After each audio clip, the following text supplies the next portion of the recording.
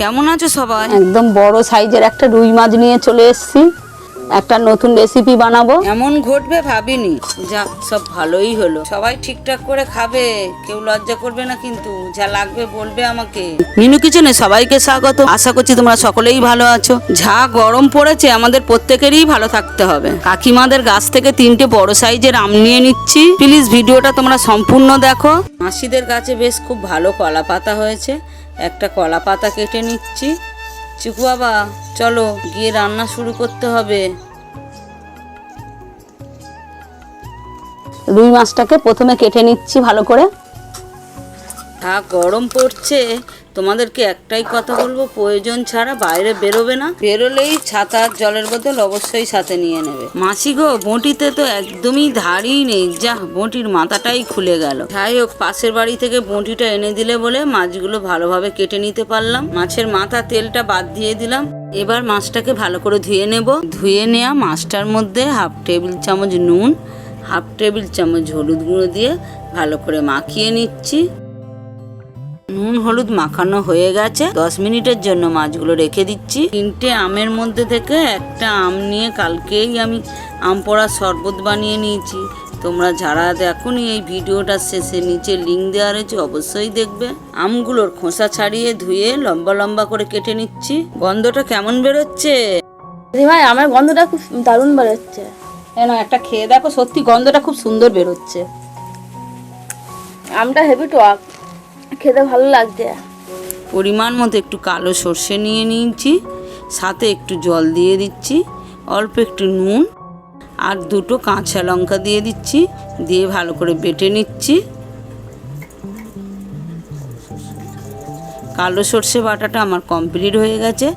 আবার একটু পরিমাণ মতো সাদা সর্ষে দিয়ে দিচ্ছি, সাথে একটু নুন, 2টো কাঁচা লঙ্কা, অল্প একটু জল দিয়ে আবার সাদা সর্ষেটাকে বেটে নিচ্ছি ভালো করে। সর্ষের গন্ধটা কি সুন্দর বেরোচ্ছে। কাঁচা লঙ্কা দেওয়া, দারুণ গন্ধ বেরোচ্ছে। সর্ষেগুলো বাটা হয়ে গেছে। উনুনটাকে জ্বালিয়ে নিচ্ছি। কড়া বসিয়ে দিলাম। কড়া গরম হয়ে গেছে। পরিমাণ মতো একটু সর্ষের তেল দিয়ে দিলাম। সর্ষের তেলটাকে ভালো করে নাড়িয়ে দিচ্ছি। তেলটা গরম হয়ে গেছে। 10 মিনিটের জন্য মাছগুলো নুন হলুদ মেখে রেখেছিলাম, এবার ভেজে নিচ্ছি। সমস্ত মাছগুলো ভালো করে উল্টিয়ে পাল্টিয়ে ভেজে নিচ্ছি। কড়াটা আমার স্টাইলে আমি একটু ভালো করে নাড়িয়ে দিচ্ছি, যাতে সমস্ত তেলটা মাছের মধ্যে গিয়ে ঢোকে আর মাছটা না কড়ায় লেগে যায়। সমস্ত মাছ ভাজা কমপ্লিট হয়ে গেছে। আমি যে কালো সর্ষে সাদা সর্ষেটা বেটে রেখেছিলাম, শিল ধোয়া জলটার মধ্যে ভিজিয়ে দিচ্ছি ভালো করে।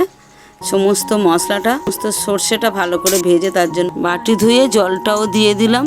মাছ ভাজা তেলটার মধ্যে 2টো চেরা কাঁচা লঙ্কা, পরিমাণ মতো একটু কালো জিরে, তেলটা পুড়ে যাচ্ছিল বলে সর্ষের জলটা একটু হাফ টেবিল চামচ নুন, হাফ টেবিল চামচ হলুদ গুঁড়ো দিয়ে নাড়িয়ে দিচ্ছি। যে কালো সর্ষে সাদা সর্ষেটা বেটে রেখেছিলাম, একটা ছেঁকুনি দিয়ে ভালো করে ছেঁকে দিচ্ছি চামচ দিয়ে। আমি সাদা সর্ষে কালো সর্ষের ছিবড়াটা এখানে দিচ্ছি না, তার কারণ এত গরমের মধ্যে খেলে অম্বল কিংবা শরীরটা খারাপ হতে পারে। সিম্পলভাবে আমি পাতলা ঝোলটা বানাচ্ছি, যাতে এই রেসিপির স্বাদটাও বাড়ে আর এত গরমের মধ্যে শরীরটাও ভালো থাকে। বাচ্চা থেকে বড় সকলেই খেতে পারবে। ঝোলটা ফুটে গেছে। আমি আমগুলো কেটে রেখেছিলাম দিয়ে দিলাম। কাঁচা আমের সুন্দর একটা গন্ধ, তার জন্য আমি আমগুলো ভেজে নিইনি, কাঁচা আমটাই দিয়ে দিলাম ফুটন্ত ঝোলের মধ্যে। দিয়ে একটু ভালো করে নাড়িয়ে দিচ্ছি।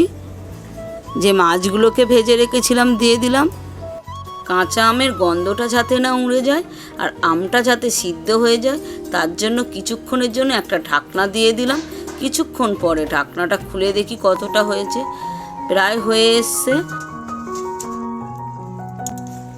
একটু ভালো করে নাড়িয়ে দিচ্ছি। আমগুলো অনেকটা সিদ্ধও হয়ে গেছে। হাফ টেবিল চামচ একটু চিনি দিয়ে দিলাম। টক মিষ্টি একটু স্বাদটাও দ্বিগুণ বেড়ে যাবে। 2টো চেরা কাঁচা লঙ্কা দিয়ে দিলাম। অল্প একটু নাড়িয়ে দিয়ে অল্প একটু সর্ষের তেল ছড়িয়ে দিলাম, যাতে এর সুন্দর গন্ধটা হয় আর স্বাদটাও ভালো ওঠে। আমরুইটা সম্পূর্ণ হয়ে গেছে।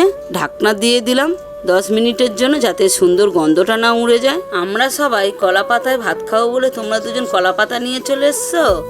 দেখে শুনে কাটো বাবু। বাহ, তুমি তো বেশ ভালোই কলা পাতা কাটছো বাবু। হাই, সবাই আমাদের চ্যানেলটাকে সাবস্ক্রাইব করুন, সবাই লাইক করুন। আমরুইটা সম্পূর্ণ হয়ে গেছে, এবার ঝটপট সবাইকে খেতে দিয়ে দিই। লাগলে কিন্তু আবার বলো, লজ্জা করবে না। তোমরা সবাই দেখে শুনে খাবে। যাই হোক, অনেক দিনের ইচ্ছা ছিল যে সবাই মিলে একসাথে খাবো। তোমরা সবাই আমাকে আশীর্বাদ করো, এই 6 জন থেকে যেন 60 জন একদিন খায়। এ ভাই, ভালো হয়েছে? খুব সুন্দর হয়েছে, গরমের সময় টক খুব সুন্দর। দেবী, ভালো হয়েছে? সুন্দর হয়েছে, হালকা পাতলা ঝোল গরমের সময়। সবাই ভালো থাকুন, নতুন রেসিপিতে দেখা হচ্ছে।